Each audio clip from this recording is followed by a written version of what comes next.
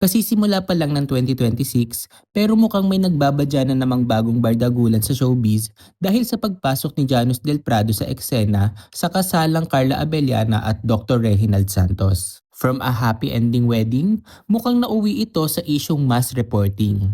Ano nga ba ang nangyari? Tara, himayin natin yan sa video na ito. Pero bago ang lahat, inaanyayahan muna namin kayo na mag-subscribe na sa aming YouTube channel for more showbiz updates. First off, congratulations muna kay Carla na ikinasal noong December 27 sa kanyang first and last love, ang high school sweetheart niyang si Dr. Santos. Sinong mag-aakala na 20 years in the making ang love story nilang dalawa? Super happy si Carla dahil matapos ang kanyang mga pinagdaanan, nahanap niya ulit ang taong matatawag niyang isang tahanan. Pero dahil nasa Pilipinas tayo, hindi pwedeng walang nega, di ba? Pinag-usapan ng ilang mga netizens ang kanilang wedding cake. Simple lang naman yung cake. White, rectangular, one tire. Pero dahil mapang-asar ang internet, tinawag itong hugis kabaong.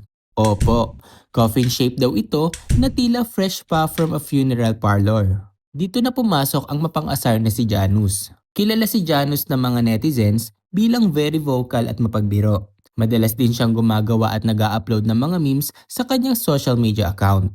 Pinost niya ang wedding cake ni na Carla at Dr. Santos at nilagyan niya ito ng caption na, "Cake, ba't mo kami iniwan? Huhuhu." At di pa nakontento, humirit pa siya ng, "Sisiw na lang ang kulang. Yung cake ang in-order mo pero wake ang ibinigay." Nag-reply din si Jano sa kanyang follower na nagtatanong kung bakit pahaba ang wedding cake ng dalawa. Till death do us part daw meaning niyan. Yung bulaklak talaga sa harapang kumompleto eh. Hirit pa ni Jano sa isang follower na nagsabing picture frame na lang ang kulang. Tsaka yung mga pangalan ng asawa at mga anak nung cake na nakasulat sa ribbon. Pero in fairness kay Carla, she handled it with grace. Sumagot siya sa post ni Janus in a very classy way. Sabi niya, "Masarap naman at fully edible. Pati guests nag-enjoy. Para sa amin, maganda siya at yun ang importante." Base sa likes ng comments ni na Janus at Carla, mas marami ang nakasuporta sa Kapuso actress. Kasi, bakit mo nga naman gagawing katatawanan ng isang masayang sandali sa buhay ng isang tao? Hindi na sumagot si Janus sa comment na ito ni Carla. So akala natin tapos na. Akala natin harmless joke at classy reply lang ang eksena. Pues, intro pa lang yun. Heto na nga ang latest update. Nagulat ang lahat nang biglang mag-rant si Janus sa kanyang Facebook account. Ang chika, pinamas report daw ng isang bagong kasal ang kanyang Facebook page. At dahil dyan, na-hold ang monetization o sweldo ni Janus sa kanyang content. Sa isang buradong post, ibinandera ni Janus ang hinanakit niya. Talak niya, "Maldita pala talaga tong si bagong kasal. Pinamas report yung page ko. Ngayon, naka-hold ang monetization. To your new husband, ingat ka dyan sa napili mo. Remember that she dragged all her ex's name into the mud. Wag na wag kang magkakamali." Hi, yun lang, napikon ka na? Overreact much? Best wishes. Sana tumagal kayo kahit 6 months lang. Walang pangalang binanggit si Janus pero 100% sure ang mga netizens na si Carla ang tinutukoy niya. As of now, tahimik pa si Carla tungkol sa akusasyon na siya ang nagpamas report sa Facebook page ng laos na aktor. Subalit kahit wala pang say ang aktres, ang mga netizens na mismo ang naging tagapagtanggol niya at nagsabing deserve naman ni Janus na masuspend ang kanyang monetization sa Facebook. Narito ang ilan sa kanilang mga komento. Bakit kasi kailangang mag-comment ng negative? Kahit joke pa yon, it's not nice. Sa wedding day pa talaga nila, gusto mong maghatid ng bad vibes sa masayang araw ng buhay nila.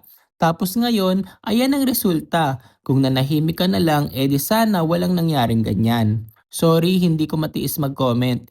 By the way, congratulations sa newlywed. Deserve ng lahat ng tao na maging masaya. Kaya kahit hindi lahat masaya para sa kanila, wag nang makialam. It's their life after all.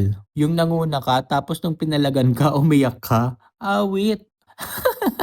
Akala niya may kakampi sa kanya, deserve mo naman yung ginawa ni Carla sa'yo. O di ba? Kapag kayo ang nanggagago, okay lang. Kapag na back to you, masakit ang dibdib nyo. Respeto sa ikinasal lang sana, hindi nyo pa maibigay.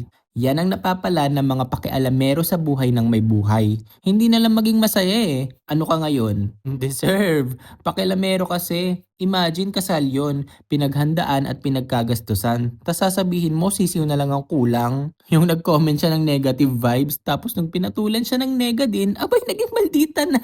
Baliw! Kasi naman Janus, matutong rumespeto, hindi lahat ng joke nakakatawa. Yung mga biro nilalagay yan sa tamang oras at lugar. Kaya deserve mo yan. Papansin ka, no? Nagkamali ka Brad ng biniro. Mag-joke ka lang ng ganon pag close kayo ng tao. Lesson yan sa'yo. Deserve mo yan. Paepal ka din kasi. Masyado kang bastos magkomento. Wala ka namang ambag sa kasal ng tao. Pakilamero. Pakilamero ka kasi kahit hindi ka naman inaano. Buti nga sa'yo. Tagal mo na rin nakalimutan ng mga tao.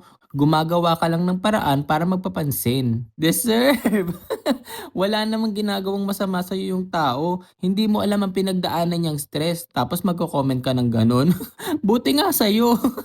Sino ka ba? Sana mabuhay ka pa ng 6 months na lang. Best wishes na lang sana ang sinabi mo. Nag-feeling close ka kasi. Ba't kasi nangingialam sa buhay ng may buhay? Pag nagantihan, galit na galit. Ayan tayo eh. Mali din kasi ang comment mo, wala sa lugar.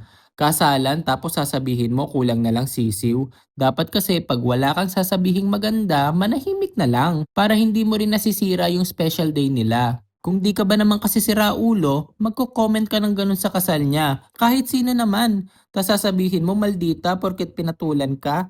Eh ikaw, anong tawag sa'yo na nag-comment ka sa cake nila? Sawsawero ka. Nobody ka naman daw, sabi nila. Sino ba yung Janus na yan? Sumikat ba yan o gusto lang mapansin? Hoy, tumigil ka na sa pamumuna mo. Inggit ka lang siguro ano? Eh di gumaya ka rin. Buhay mo na lang ang isiwalat mo. May maipagmamalaki ka ba naman? Ingatero. Wow, playing victim with the feud that you started.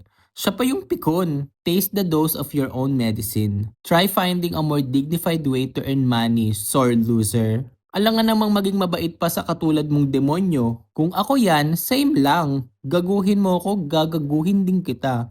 Kung ayaw mong gawin sa'yo, wag mong gagawin sa iba. Ikaw ang nag-umpisa. Pinatulan ka, tapos siya pa yung masama. Gago din tong Janus Del Prado na to eh.